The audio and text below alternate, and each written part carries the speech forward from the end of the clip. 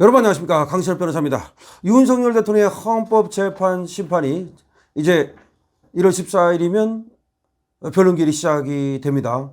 그리고 나서 벌써 5번의 변론기일을 정해놨습니다. 윤석열 대통령은 지금 내란죄를 탄핵소추 안에서 뺀 거, 이 부분이 해결되면 탄핵 재판에 직접 나가겠다라는 얘기를 하고 있는데요. 지금 더 퍼블릭이 말이죠, 윤 대통령이 앞으로 어떤 변론 전략을 가져갈 것인가를 분석했습니다. 고도의 변론 전략을 펼칠 것이다. 선관위 해킹 취하겠다는 부정선거 문제도 빌드업할 것이다 라는 얘기를 지금 하고 있는데요. 이것이 윤석열 대통령을 취재한 것인지는 모르겠으나 지금까지 나온 여러 가지를 종합해서 지금 더 퍼블릭이 기사를 집중적으로 작성한 겁니다. 집중 분석입니다. 지금 여론조사에서 말이죠, 대통령 지지율이 32%부터 시작해가지고 쭉쭉쭉 올라가가지고 34%, 42.4%, 45.2%까지 올라가는, 그야말로 쭉쭉쭉쭉 올라갔습니다. 폭등세입니다. 폭등입니다. 윤 대통령은 말이죠, 비상계엄의 진짜 목적이 무엇인가를 분명히 이제 얘기할 겁니다. 그것이 무소불위 선관위를 겨냥한 것이 아니냐, 이런 얘기가 나오고 있는데 윤석열 대통령도 분명히 선관위 문제점을 얘기했습니다. 지금 선관위는 떳떳하지 못한 그런 상태인데요.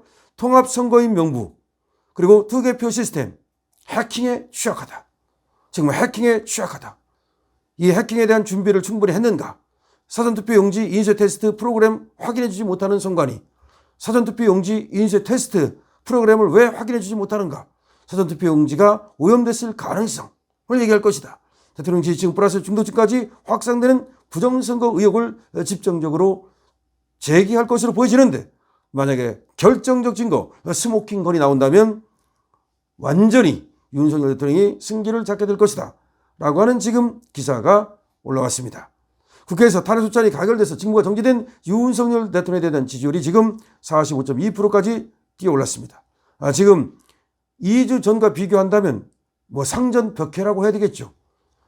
거의 윤석열 대통령 지지율이 이렇게 엄청나게 뛰어오른 것은 민주당의 해도 너무한 작태, 특히 한덕수 국무총리까지 탄핵시키는 그런 민주당의 어떤 무도함, 이런 것들을 보면서 이제 우리 국민들이 깨어나기 시작했다, 각성하기 시작했다라고 하는 겁니다. 특히 민주당이 말이죠, 탄핵 심판에서 그 내란죄를 갖다가 철회한다고 그랬는데 이건 엄청난 자충수가 된 것이고요.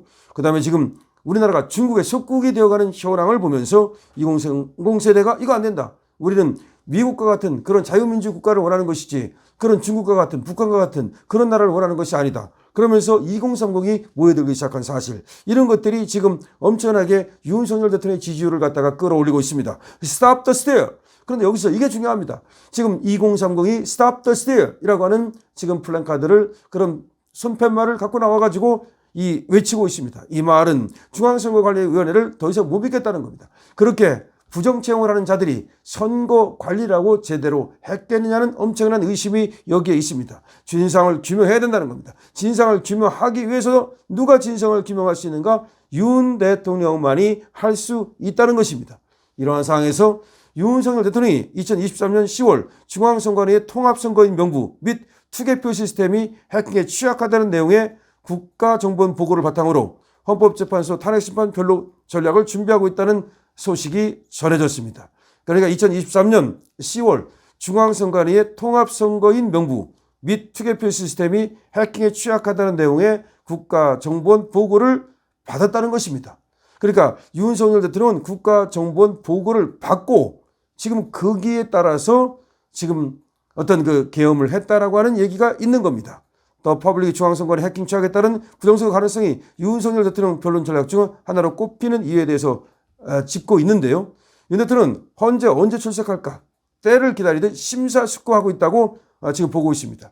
윤석열 대통령은 언제 출석할 거라는 겁니다. 그럼 언제 출석할까 다 준비를 하고 있다고 지금 보고 있는 겁니다. 그리고 그 준비를 해서 나갔을 때 그냥 나가서 아무 말 없이, 즉 엑기스 없이 그냥 나갔다 오는 정도, 그렇게 안 할 거라는 겁니다.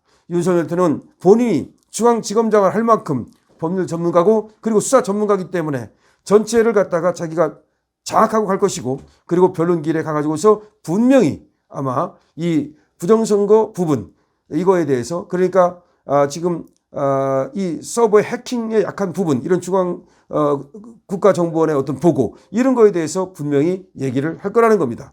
자, 문영배 이미선 헌법재판관의 임기가 4월 이전에 이제 4월 중순에 종료가 됩니다. 그래서 헌법재판소는 분명히 4월 이전에 결론을 내리기 위해서 지금 속도에 지금 방점을 찍고 있는데, 윤석열 대통령은 설 명절 직전인 오늘 23일 출석할 수 있지 않을까. 윤석열 대통령은 설 명절 직전인 23일 이때 나갈 가능성이 있다라고 지금 보고 있습니다. 왜 그러냐면 지금 잡혀 있는 날짜가 14일, 16일, 21일, 23일, 그리고 다음 달 2일 이렇게 잡았어요. 지금 5번을 미리 잡았어요. 그러면 14, 16, 21, 23, 2일인데 이 5개 중에서 23일쯤 나가지 않겠는가라고 지금 더 퍼블릭은 분석하고 있는 겁니다. 그때 나갔을 때 말이죠.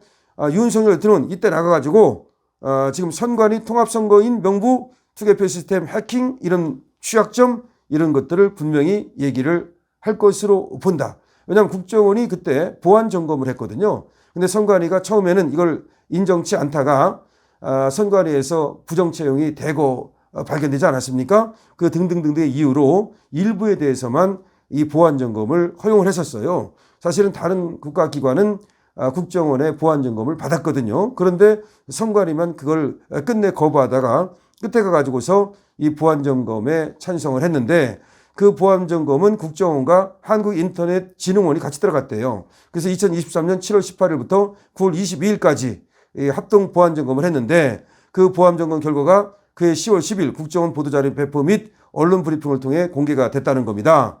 자, 그래서 2023년 7월 11일부터 9월 20일까지 이 선관위에 대한 합동 보안 점검 결과가 국정원 보도자료 배포 및 언론 브리핑을 통해 공개가 됐는데, 이것이 말이죠. 그 상당히 국정원은 2021년 3월부터 2023년 3월까지 북한 정찰총국 소행의 해킹 공격을 선관위에 통보하면서 보안 점검을 받도록 권고를 했다는 거죠. 이게 무슨 말이냐면 국정원이 알아보니까 2021년 3월부터 2023년 3월까지 약 2년 동안 북한 정찰총국 소행의 해킹 공격이 있었다는 겁니다. 그러면서 선관위 이거 큰일 났다. 빨리 보안 점검하자. 그러니까 헌법상 독립기관이니 어쩌니 하면서 이거를 거부했다는 거 아닙니까? 그러다가 나중에 이제 일부만 조금 받았는데 거기에서도 상당히 의심이 드러났다는 거 아닙니까? 이런 것들을 지금 국정원을 통해서 보고받은 사실, 그리고 선관위의 어떤 그 해킹 가능성, 이런 것들을 분명히 윤석열 대통령이 얘기를 할 거다. 그러면서 이 선관위의 어떤 그 부정선거 의혹, 이것들을 밝히기 위한 그 목적에서도 계엄이 필요했다는 얘기를 하지 않겠느냐. 선관위 사이버 보안점검 후속 문건, 보안점검 방해한 선관위, 사전투표 인쇄 프로그램 제공 거부. 그러니까 선관위가 보안점검을 방해했다는 거 아닙니까? 그 다음에 사전투표 인쇄 프로그램, 요거를 좀 알아보자 그랬더니 그걸 또 거부했다는 거 아닙니까? 어쨌든 간에 전체적으로 보면 더 퍼블릭에서는 굉장히 길게 쓰고 있는데요. 전체 내용은 그겁니다. 선거 결과에 대해서 어떤 해킹 가능성도 충분히 있었고, 그 다음에 선관위가 뭔가 밝혀야 될 부분도 충분히 있었는데, 그거를 갖다가 안 한 것이 이 상당히 국정원으로부터 부정적인 그런 보고가 올라왔고, 윤석열 대통령은 이런 어떤 보고를 받고 결단을 내렸다는 그런 어떤 지금 얘기가 있는 것인데, 이것에 대해서 윤석열 대통령이 아마 그 헌재에 나가서 이 부분을 분명히 얘기를 하면서 계엄의 정당성을 얘기하지 않겠는가. 그래서 부정선거의 증거를 밝혀내기만 한다면 국민들도 이제 이 계엄의 정당성을 더더욱 인정하게 될 것이고, 그렇게 되면 윤석열 대통령의 지지율은 더 튀어오를 것이다. 이런 얘기가 나오고 있습니다. 자, 더 퍼블릭의 내용을 갖다가 길기 때문에 전체를 전부 다 얘기할 수는 없지만 요약해서 말씀을 해드렸는데, 결과적으로 말한다면 지금 윤 대통령이 고도의 변론 전략을 지금 생각하고 있다.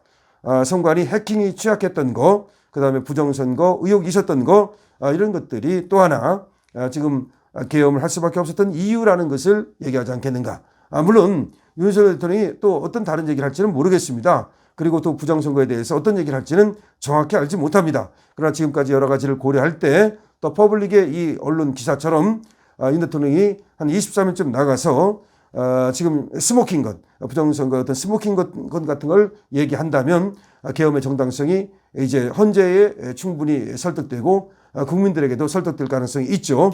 자, 좋습니다. 더 퍼블릭 기사 쓰느냐고 고생하셨고요. 우리 지금 내용을 갖다가 많은 사람들이 더 알 수 있도록 공유 가야 되겠죠. 댓글 가야 되겠죠. 렛츠고 파이팅!